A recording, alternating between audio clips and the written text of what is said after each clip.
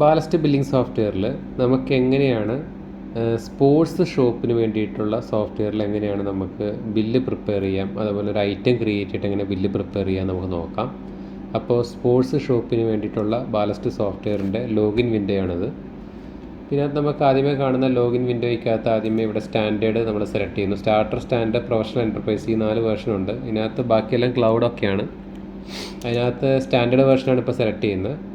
അതിന് നമ്മൾ ഇവിടെ യൂസർ നെയിം 1, പാസ്വേഡ് 1 കൊടുത്ത് ലോഗിൻ ചെയ്യുന്നു. ലോഗിൻ ചെയ്ത് വരുമ്പോഴേക്കാണ് നമ്മൾ ഫസ്റ്റ് വിൻഡോ എന്ന് പറയുന്നത് ഇതാണ്. ഫസ്റ്റ് വിൻഡോയിൽ ഇടത് സൈഡിൽ മുകളിൽ കാണുന്ന ഇൻവോയ്സസ്, ഇതെല്ലാം ഡാഷ്ബോർഡാണ് ഈ കാണുന്നത്. ഇതിനകത്ത് ഇൻവോയ്സ് ഉണ്ട്, ഇൻവോയ്സ് റിട്ടേൺ അഥവാ സെയിൽസ് റിട്ടേൺ. നമ്മൾ വിറ്റുപോയ സാധനം തിരിച്ചു വന്നു കഴിഞ്ഞാൽ അതെല്ലാം എൻ്റർ ചെയ്യുന്നത് ഇവിടെയാണ്.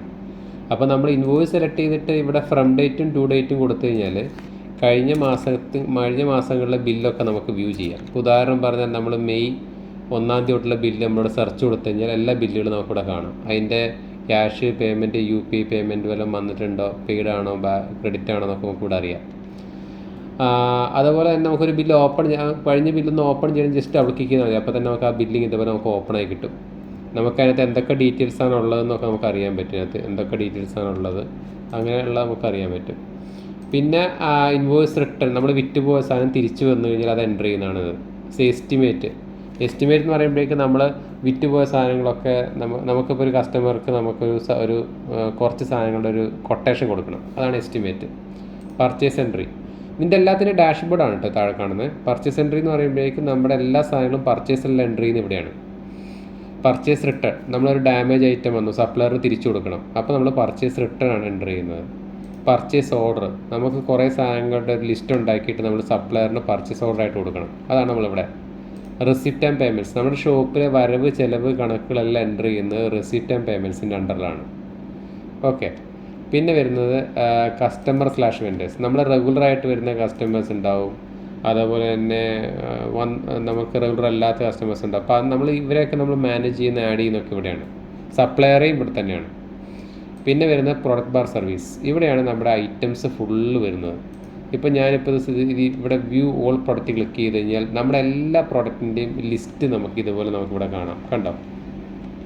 അതേപോലെ നമുക്ക് കാറ്റഗറി വെച്ച് നമുക്കത് കാണാൻ പറ്റും. ഉദാഹരണം പറഞ്ഞാൽ സ്ലീവ്, ഇപ്പം ഇങ്ങനെ ബാഗ്, ഈ ബാഗ് ക്ലിക്ക് ചെയ്ത് കഴിഞ്ഞാൽ ബാഗ് ഐറ്റംസ് മാത്രം നമുക്കിവിടെ കാണാം ഇങ്ങനെ. അപ്പോൾ ഓരോ ഐറ്റത്തിൻ്റെ നേരെ നമുക്ക് അതിൻ്റെ സെല്ലിംഗ് പ്രൈസും അതിൻ്റെ ഇതെല്ലാം കാണാം. പുതിയൊരു ഐറ്റം ക്രിയേറ്റ് ചെയ്യണമെന്നുണ്ടെങ്കിൽ ഇവിടെ ലെഫ്റ്റ് ടോപ്പിൽ ആഡ് ന്യൂ പ്രൊഡക്റ്റ് എന്നുള്ള ക്ലിക്ക് ചെയ്താൽ മതി. ഇവിടെ നമ്മൾ ഐറ്റത്തിൻ്റെ പേരും മറ്റു ഡീറ്റെയിൽസും കൊടുത്തിട്ട് ഇവിടെ സേവ് ചെയ്യുക, അത്രയേ ഉള്ളൂ. ഇനി ഈ ഐറ്റത്തിൻ്റെ ഒക്കെ ബാർകോഡ് സ്റ്റിക്കർ പ്രിൻറ്റ് ചെയ്യുന്നത് ഇവിടെയാണ്, കണ്ടോ. ബാർകോഡ് പ്രിൻറ്റ്, ഇത് ക്ലിക്ക് ചെയ്ത് കഴിഞ്ഞാൽ നമുക്ക് ചെറിയൊരു ബോക്സ് വരും. ആ ബോക്സിനകത്ത് നമുക്ക് ബാർകോഡ് സ്റ്റിക്കറുമായി ബന്ധപ്പെടുന്ന എല്ലാ കാര്യങ്ങളും നമുക്ക് ചെയ്യാൻ പറ്റും. ഇതാണ് നമുക്ക് ബാർകോഡ് സ്റ്റിക്കർ പ്രിൻറ്റ് ചെയ്യുന്ന ഓപ്ഷൻ. ഇവിടെ നമുക്ക് ഐറ്റത്തിൻ്റെ പേര്, ഡീറ്റെയിൽസൊക്കെ വെച്ചിട്ട് നമുക്ക് എത്ര സ്റ്റിക്കർ വേണം നമുക്ക് അടിച്ചു കൊടുക്കാൻ പറ്റും. ഉദാഹരണം പറഞ്ഞാൽ ബാഗ് ആണെങ്കിൽ ബാഗ് നിന്ന് അടിച്ചു കൊടുക്കുമ്പോൾ ബാഗ് ഐറ്റം ഫുൾ ഇവിടെ വരും.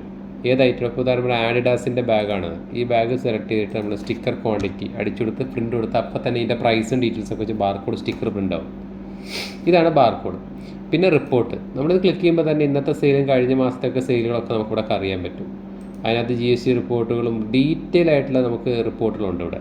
പിന്നെ സെറ്റിങ്സ് ആണ്, കമ്പനിയുടെ പ്രൊഫൈൽസും മറ്റുകളൊക്കെ എടുക്കാനും ഒക്കെയാണിത്. നമുക്കിവിടെ ഒരു ബില്ല് എങ്ങനെ അടിക്കാൻ നോക്കാം. ബില്ലടിക്കാനായിട്ട് നമ്മൾ ആദ്യം പോകേണ്ടത് ഇവിടെ ഇൻവോയ്സസ് എന്ന് പറയുന്ന ഈ ഹെഡിലാണ്. ഇത് ക്ലിക്ക് ചെയ്ത് കഴിഞ്ഞാൽ ഇതിവിടെ ഡാഷ്ബോർഡൊക്കെ ഉണ്ടല്ലോ, അറിയാം, നേരത്തെ പറഞ്ഞല്ലോ.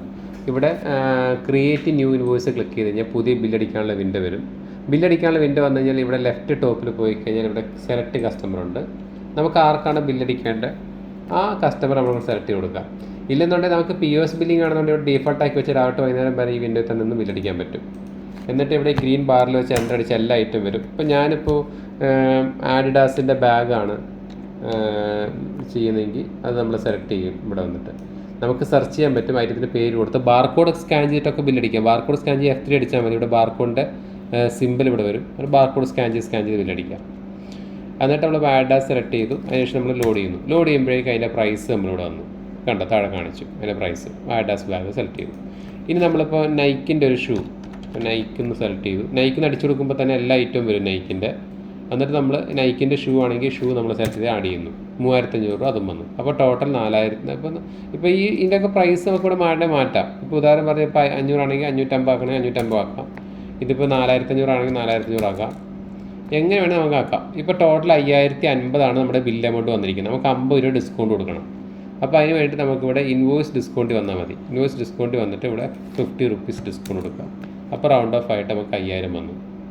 ഇങ്ങനെ വരും. എന്നിട്ട് ജസ്റ്റ് നമുക്ക് ബില്ല് പ്രിൻറ്റ് ചെയ്യുകയോ ക്യാഷ് കളക്ട് ചെയ്യുകയോ എന്തുകൊണ്ട് ചെയ്യാം. ഇതിനകത്ത് പ്രിവ്യൂ എടുക്കണമെങ്കിൽ പ്രിവ്യൂ എടുത്ത് അതിൻ്റെ ബില്ലിൻ്റെ പ്രിവ്യൂ ഇതുപോലെ കാണാം. ഇതാണ് കസ്റ്റമർക്ക് ബില്ല് കൊടുക്കുന്ന പ്രിവ്യൂ. ഇനി നമ്മൾ ഇതിൻ്റെ പ്രിൻ്റ് എടുക്കണമെങ്കിൽ ജസ്റ്റ് ഇവിടെ പ്രിൻ്റ് എടുക്കാം. ഇനി സോഫ്റ്റ്വെയർ തന്നെ നേരിട്ട് പ്രിൻ്റ് എടുക്കാം. എങ്ങനെ വേണം ചെയ്യാം. അപ്പോൾ ഇതുപോലെയാണ്. ഇപ്പോൾ നമ്മൾ ബില്ലിൻ്റെ പ്രിവ്യൂ കണ്ടു കഴിഞ്ഞാൽ ഓട്ടോമാറ്റിക്കായിട്ട് ബില്ല് പ്രിപ്പയർ ആയി. നമ്മളിപ്പോൾ ഇത് ക്ലോസ് ചെയ്ത് കഴിഞ്ഞാൽ ഇന്നത്തെ ഡേറ്റിൽ ആ ബില്ല് വന്നിട്ടുണ്ട്. ഞാൻ കാണിച്ചു തരാം. ഇപ്പോൾ ഡാഷ്ബോർഡ് ഞാൻ ഇന്നത്തെ ഡേറ്റ് തൊട്ട് ഈ ഫ്രം ഡേറ്റും ടു ഡേറ്റും മാറ്റി എന്നുള്ളൂ അറിയാൻ വേണ്ടി. ഇപ്പോൾ സെർച്ച് കൊടുത്തു കഴിഞ്ഞാൽ ഇന്നത്തെ ഡേറ്റിലുണ്ടോ ഒരൊറ്റ ബില്ലേ ഉള്ളൂ. ആ ബില്ലാണ് ഈ കാണുന്നത്. വേണ്ട ടോട്ടൽ എമൗണ്ട് 5050. അപ്പോൾ ഡിസ്കൗണ്ട് എമൗണ്ട് നമ്മൾ 50 രൂപ ഡിസ്കൗണ്ട് കൊടുത്തു. ബാലൻസ് നമുക്ക് ബില്ല് എമൗണ്ട് വന്നിരിക്കുന്നത് 5000 ആണ്. പക്ഷേ പേയ്മെൻ്റ് ഒന്നും കിട്ടില്ല. ബാലൻസ് 5000. നമ്മൾ പേയ്മെൻറ്റ് ആ ബില്ല് കളക്ട് ചെയ്തിരുന്നെങ്കിൽ ഇവിടെ പെയ്ഡ് കാണിക്കും. ഞാൻ പേയ്മെൻറ്റ് കളക്ട് ചെയ്ത് കാണിച്ചു തരാം. അപ്പോൾ ഈ ബില്ല് വീണ്ടും ഓപ്പൺ ചെയ്യണം. ആ ബില്ല് ഓപ്പൺ ചെയ്തിട്ട് 2 കിലോ പേയ്മെൻറ്റ് കളക്ട് ചെയ്യാം. ഇവിടെ ഒരു പ്ലസ് ബട്ടൺ ഉണ്ട്. ഈ പ്ലസ് ബട്ടൺ ക്ലിക്ക് ചെയ്ത് കഴിഞ്ഞാൽ നമുക്കിവിടെ പേയ്മെൻറ്റ് ഓപ്ഷൻ വരും. ഇവിടെ ക്യാഷ് ആണോ കാർഡാണോ UP ആണോ സെലക്ട് ചെയ്യുക. ജസ്റ്റ് സേവ് പേയ്മെൻറ്റ് കൊടുത്തു കഴിഞ്ഞാൽ ആ ബില്ലിൻ്റെ പേയ്മെൻറ്റ് കളക്റ്റായി. ഇനി നമ്മൾ ഒന്നുകൂടെ റീഫ്രഷ് ചെയ്ത് നോക്കിക്കഴിഞ്ഞാൽ ഇവിടെ നമുക്ക് കാണാം. ഇത് കണ്ട ആ ബില്ല് പേയ്മെൻറ്റ് കളക്റ്റായി. ബാലൻസ് ഒന്നുമില്ല ആ ബില്ലിന് അഗേൻസ്റ്റ് ആയിട്ട്. നമുക്ക് ക്ലിയർ ആയിട്ടാണ് റിപ്പോർട്ടിൽ കറക്റ്റായിട്ട് എല്ലാം അറിയാൻ പറ്റും. ക്യാഷ് കാർഡ് UP ഒക്കെ തിരിച്ചറിയാം. അപ്പോൾ എങ്ങനെയാണ് നമ്മുടെ ബാലസ്റ്റ് ബില്ലിംഗ് സോഫ്റ്റ്വെയറിൻ്റെ വർക്കിംഗ് നിങ്ങൾ നോക്കിയിട്ട് എനിക്ക് റിപ്ലൈ ചെയ്യൂ.